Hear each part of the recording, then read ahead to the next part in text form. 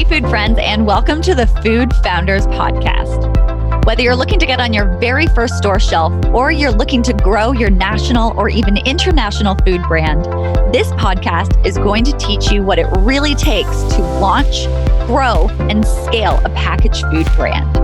Hear the food founder journeys of brands growing in their industry so you can fast track your food business success. I'm your host, Ainsley, and this is the Food Founders Podcast.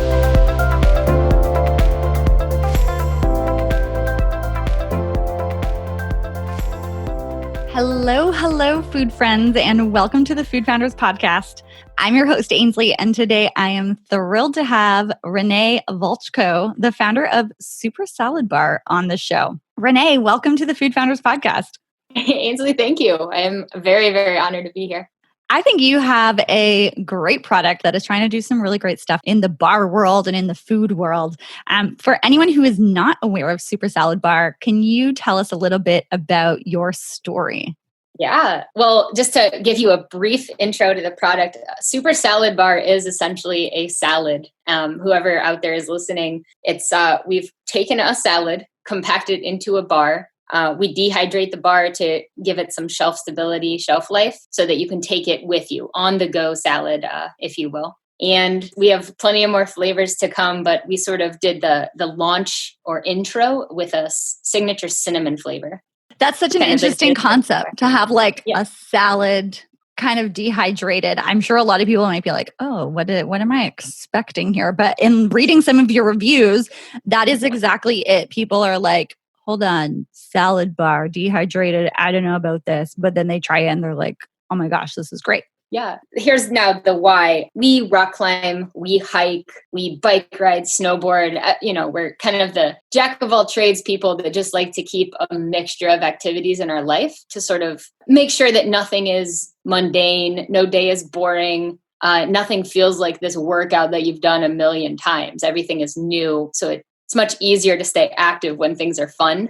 And what we did was we would go on these hiking trips and camping trips, and after, we love Cliff Bar, but after the 5th or 6th Cliff Bar, you're just like, oh, I just feel all these oats, all this sugar, and like the nutrient part of it was sort of missing, that nutrient dense, where are your greens at, where are the veggies, where are some of the additional fruits in your diet. I would then pack bags of spinach. After, the day of climbing, I would go reach in to make my salad or try to cook up some dinner, and it was just goopy mess. And I knew at that point I have to figure out how to get this sort of into our active world, into our to-go world, even if it is just driving to and from work or to and from yoga. How can you get that sort of into your diet and not make it feel like a task and actually enjoyable sort of snack? I think that's a huge need that you have really uncovered with this because, if you're living a really active lifestyle, which you are and a ton of other people are, or even if you are just out camping or something like that, like salads just don't last. But I think everyone knows I should probably have some more greens right about now. But if it just doesn't last, how are you going to get that? And so I think this is a really great way that you've kind of brought it together to give people what they need in a form that is really easy to consume. They can bring with it anywhere. And it's just it's a great addition to a bar that's not just the same as everything else, which I think is really great. So were you ever tempted to create just another bar that wasn't in this salad form? Or were you like, no, there is definitely the need for basically a salad in a bar. And I want to make that. How did you go to the process to actually bring this to life? Because I know sometimes it's easy to get, skewed along the way to be like, hey, it's just going to be really easy to add some added nutrients as a powder and not really have, all the big pieces like the, organic kale and the organic dates and all of these great products or great ingredients that you have in the product. How did you kind of make sure that you stay true to that? Yeah, actually, I would argue the latter. So it was the initial concept. It started at my ad agency that I used to work at. I was the the dork with the Tupperware bowl. I would come upstairs, with my lunch that was either a salad or some sort of healthy mixture, stir fry or whatnot. And my friend Chris asked me, Renee, why are you always eating salads? Or, why don't you just go buy lunch or go to the Jimmy John's or something? And I had to stop and think about it because it just became my normal at that point. I grew up like any normal kid, whatever we wanted. And at some point in high school, my dad sort of pushed the more healthy initiative of starting to bring home real fruits, and real veggies, and not a lot of the snacky sort of sugar loaded things. And throughout college, I sort of kept that healthy lifestyle. It was never a diet. It never felt like a diet. It just became so habitual that we just did that and we felt good and we could bike for longer. And at work, I was telling Chris, I said, I would just take this to go. Like I would just go walk around right now instead of just sit here for lunch. Actually, you know what they should do? They should just take this salad. I showed him my bowl and just compact it in a bar. Like a Cliff Bar. We could just have it as we're eating, walking around downtown. And he stopped for a moment, kind of chuckled, and then asked me, "Whoa, how would you do that?" So I didn't even wait. I went home that night, and I had this small little round dehydrator. And I would dehydrate things like bananas and, the typical just plain fruits. I never mixed anything. But I dehydrated 2 trays of kale and 2 trays of spinach. And it became essentially this like green powder. And I was thinking like, oh my gosh, this is the base of something. I feel like I could really, knock it out of the park with some of the flavors. And as I think as a lot of people that have tried salads, even the people that are just iffy about salads have had some good salad in their life that, there's been 1 or 2 that they were just like, oh, that was really good. I never thought salad could taste like that. So it was the initial concept for the salad bar. And I came up with the like play on words.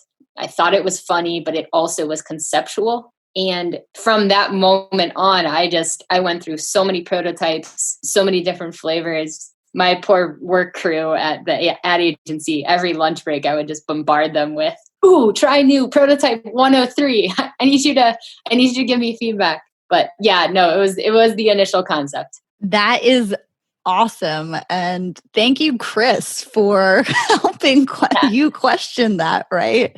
That is so great. And I think it's just something that people have probably thought of before. And you actually went and ran with it. And that makes all the difference. What do you think gave you the fire under you to actually take this idea of hey, someone should go and create this, and then realize, heck, why don't I go and create this and run home to your kitchen? Not most people don't do that. What do you think it is that really sparked that within you? That's an awesome question. I would say I am definitely a thinker of ideas. And by that, I mean, growing up in a pretty creative family, my dad would always do creative things with us and draw. My mom is just an incredible inventor in her own mind. We always came up with these quote unquote $1 million ideas, and I think in doing that, obviously not all of the ideas are $1 million ideas, especially if they're not executed well. But in doing that, it sort of gave me this run through practice over so many years of that's actually a good idea or that's not actually that good of an idea. So I think it was just one of those ideas over so many years of different ideas that just hit me a certain way. It felt great. It was it just was this is a good gut feel. I have to go with this. And if nothing else, it then became my nerdiest, healthiest hobby into how I can mix this snack, how I could get the salad to become this shelf stable on the go snack and to get in, your essential macro ingredients, your we have 8 to 10% fat, 8 to 10% saturated fat from the good coconut oils, from the sunflower seeds. No added sugars. I hated that in my food. Never felt good with it on our long bike rides. So I absolutely was not going to tolerate that or have it, even if it was just a binder. No preservatives. Again, nothing that I wouldn't want to be giving my sister or my brothers. I had no tolerance for it. So, and then what happened was I sort of then became very aware of, okay, in the things that I eat that I feel good with, there's a good mixture of fats, good fats, to healthy carbs, to fiber, to some protein. It was sort of this mindfully mixed way of doing things, which then became our second trademark and housing brand or parent company for the whole project. Okay, I've got a couple questions coming out of that because there's so many great gems in there. So first question, have there been other ideas? Because I love the fact that you and your family, were so great with flexing that creative muscle and coming up with these great ideas and, seeing, hey, that could be a great idea. This could be a great idea. Was there anything else that you have ever truly brought to life the way you've brought this to life? Wow, that's a very good idea. Nothing that as comparably brought to life as the salad bar. No. In college though, I would just do like college projects. I invented these things, Java jibs. They were little I don't even know if that exists. I've never researched it, but they were essentially these little triangle snacks or triangle shaped like cereal bites with caffeine in them. So it was one of those like ideas that I had sketched out, did a logo for, went through the process, but never executed it like the salad bar because I just never felt like it really fit. And maybe I wasn't in the right time for that either. Now that makes sense though. It's like you've flexed that muscle, you've sketched things out, and then, you also it was a good idea because you'd evaluated so many pieces along the way and you listened to your gut as well, which I think is an important piece to entrepreneurship that sometimes gets overlooked. And I think that that's a really important piece. And,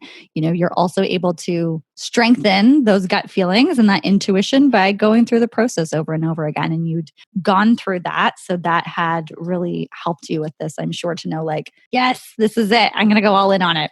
Yeah, I also attribute that to, not only my work crew, there were only about 9 or 10 of us at the agency, but I then just started running my mouth to any friend, any family that would listen to me. It became it was a good obsession because, right, you're trying to explore this entrepreneur side of you and, do you have what it takes to sort of start or figure out what it takes to make a business? And the more and more people I talked to, the mentors that I got along the way, the network that I was building, even if it was just subconsciously building, I am a people person. I like being in front of people, around people. It does refill my cup, sort of as the typical extrovert would say. But the more I talked to them about this idea, or the more I pitched my product, everyone said, oh, I get it. Or, oh, that would be cool. Or, yeah, actually we go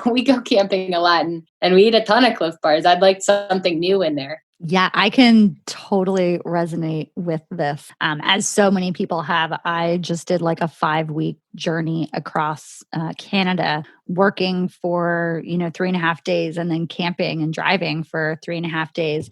And I'm like you, like I want to have my salad. So I would pre-cut up salads to bring with us and pre-make most of our food.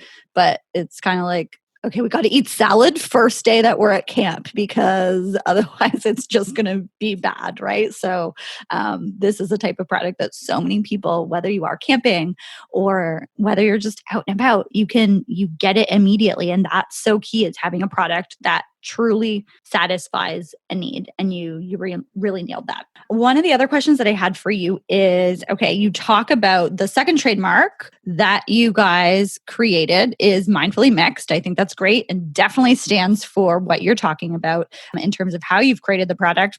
I'm curious, does this leave it open that you guys are looking to potentially branch out and bring salad in different forms or different types of products down the road? Like, where do you see this overall brand going down the road, if you can share at this point? Yeah, absolutely can share. So a very fun, maybe coincidental, or one of those happenstance things that happens along the way of building any company is that we were denied the trademark on Super Salad Bar. And there was a couple, basically superlative issues. So a superlative meaning super was just a descriptive word, and salad bar were just very common words.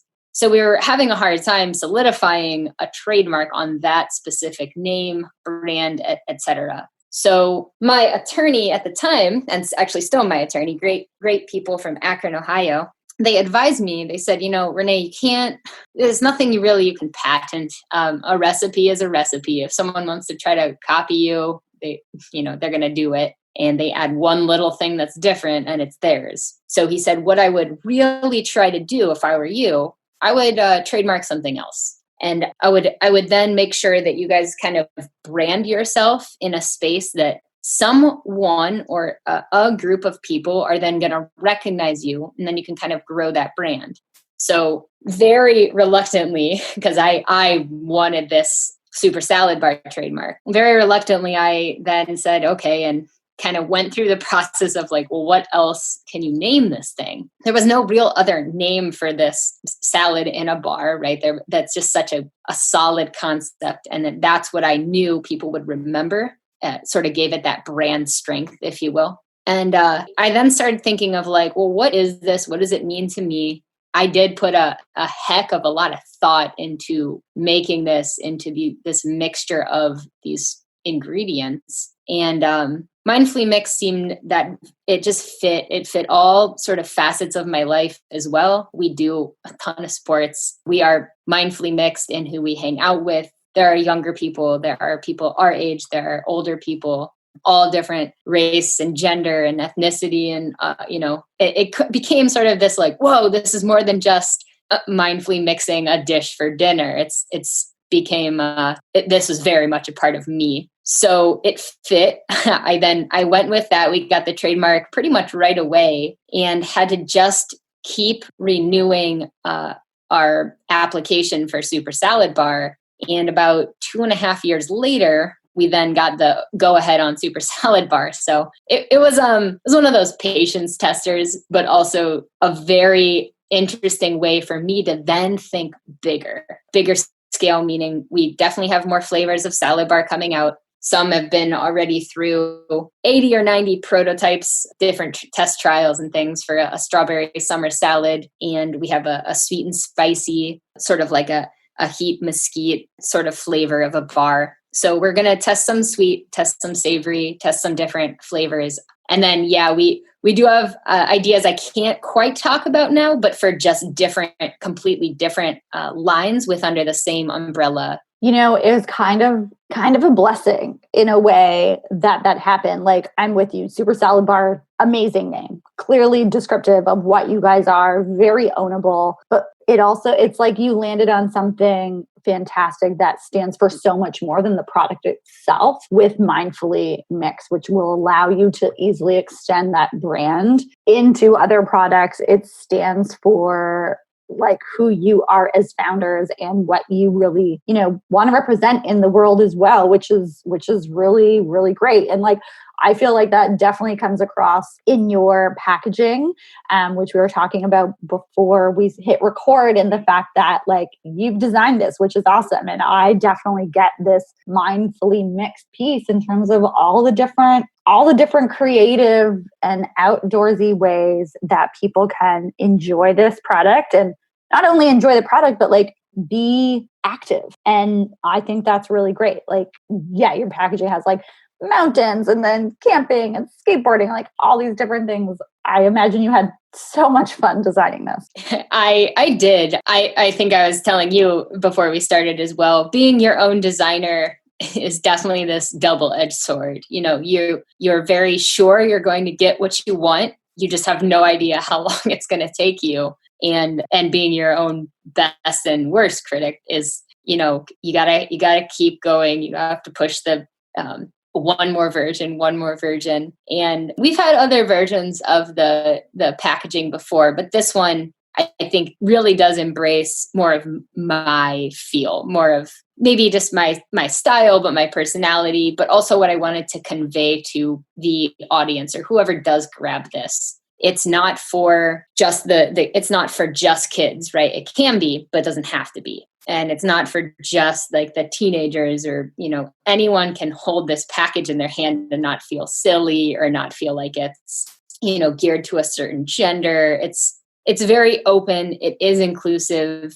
By far, as a brand, I think encouraging people to, go do those things. And if you haven't tried it, go try paragliding. It's incredible. If you've never surfed before, you don't have to be good to enjoy it. It's a little better when you're not falling, every time, but just the challenge that is involved and what the confidence or the self-motivating part of you that is pushed when you do those things, you become a better version of you, a more adventurous you. And then I think ultimately ending up to having a better, more fulfilling life of no regrets. I tried all these things, even though I was horrible at surfing. I I had fun out there. It was neat. That's such a great message that the brand stands for, and that you as a founder and just, as anyone puts out there in a great way to operate. I'm totally with you. I don't believe in regrets. And I think that we should try to do as much as possible in our life to make sure we don't ever look back and, I wish I had tried that. What's the worst that's going to happen? In most cases, you're going to fall a couple times. Who cares? It's all good. You're going to be okay. And I love that you inspired that inspiration and that just go and do it with people, which is great. One of the pieces that you talked about earlier was that you're almost tested along the way. And in working with all these mentors, you almost go on this entrepreneurial journey in terms of, do I have what it takes to bring this to life? Building on that, what's the number one thing or the number one skill, I guess, that you feel has been really instrumental to getting the product and the business where it is today? I would have to say being willing to learn and being willing to tackle those challenges. Open-mindedness, I think, is the answer I'm searching for. I had to hear a lot of people go, ooh, in the first 100 versions, it's too crunchy, way too much cinnamon. This one's really salty. I wouldn't eat it. Hearing that feedback, then being able to take that and then change the product that I thought, in the first 20 prototypes, I was like, ooh, I think it's there. And then it's not when you actually go out and get it tested and have people try it, go to all the events. I think a skill of mine would just be being the social butterfly I am. My mom was the same way, just always talking to people and always learning something from them. So building that network, asking for advice, not always help, but definitely advice. I think that was one of those hugely instrumental skill sets that I think, I would have never been where we are if I didn't reach out to those people I never thought I would get in touch with, or, send the bar to those people that never thought would try it, or go up to that cool looking group, they're all playing volleyball in the sand. Who am I to just go like, hey guys, want to try a new snack? So yeah, I would say open-mindedness, maybe just the gutsy part of me that is ready for the challenge. That's great. I think that openness, and I also get a sense of tenaciousness from you as well, to keep going back to the kitchen, keep going back to the drawing board. And that you have a winning concept. It's just, how do I bring it to life? And that's something I think I definitely see from you. And I think that's also just a really important skill set to have, in that openness. That's awesome. Yeah. What's the worst that people are going to say if you ask for advice? They're going to say no. What's the worst that people are going to say on the beach? They're going to say no. And I think that just goes to show what you were talking about before in terms of just living your life with go try and do it. That's definitely helped you for sure. If you were to go back in time, what would be one of the pieces that you wish you had done at the beginning that you didn't do, in terms of like, we learned so much along the way? What's, if you could go back and say like, hey, Renee, make sure to do this. Is there anything that you would go back and kind of share with that first time Renee food founder? Yes, I have many answers, but I definitely have a number one answer. And to kind of boil it down to anyone starting their own food production, or I guess any sort of service or product, is that production was our biggest issue. Production meaning how, if you do scale or if you intend to scale, how can you make more than 100 of these in a day? How can you make more than 1,000 of these in a day? If, Heinen's or Whole Foods or whoever called you tomorrow and said, okay, we'd like 1,000 or 10,000 bars, how do you actually get to that point? And I think this year, early 2020 for us, was just the biggest breakthrough, I think, in terms of the whole business, but definitely in terms of production, where we figured it out. We knew we needed to test a certain machine. It took us a couple years to even get to a point where we met someone that owned the machine that then we could sort of rent out and test and prove the batter, the specific mixture would work in there. So, we went from doing 100 bars a day and then, getting those sales, which, but production was always our bottleneck. And now being able to produce tens of thousands in a month is just kind of like, okay, now we go back to the sales part, and that, that becomes our new bottleneck. And then how do we grow it? How do we land the new retail accounts and things? But production by far is what I would have told younger Renee. Figure this out. The rest is going to be a lot easier. Yeah, that's really, really good advice, because there's nothing worse than like having these sales orders and you just can't keep up with them. It's like, it's a good problem to have, but if you can only make 100 a day, that's limiting your growth, or 1,000 a day. So that's great that you guys have been able to crack that. And now everything else is going to be able to come a lot easier, and you're going to feel a lot more confident just going out after those larger accounts that you want to sell with. And when you secure them, you're not concerned with, oh my gosh, how are we going to keep up with this? What is one of the big pieces that you guys are working on right now? You've got the production piece figured out. You'd kind of mentioned on the sales piece there, but I always like to say like new level, new devil in some ways. What's one of the big pieces that you guys are working on overcoming right now on your journey to growth? Yeah, absolutely. I think our number one goal is scaling, right? We do want to become this national brand. We want people to know who we are, but more importantly, what Mindfully Mixed is about. I'd love for everyone to taste a salad bar and for everyone to eat a little healthier for sure. But I think it's up to me to sort of get this to a bigger point. And a lot of times, everyone has these certain things that hold them back, whether it's financial or whether it's they don't know what step to take next, or even if you did have 500,000 or $1 million in the bank, what are you going to do with it, and how do you plan to sort of scale or build that company? So right now, that's my biggest challenge, or I guess learning goal, is how to grow this into something bigger, and much bigger than me and my hobby or my business that's taken off a little flight right now. And in doing that, it's very core to me that I continue to grow and build my team. We have a person on the marketing side of things. He does an excellent job. It's been just so fun to learn from him, but also delegate those things that I had no right and could not do. I don't want to, run through my Facebook data analytics.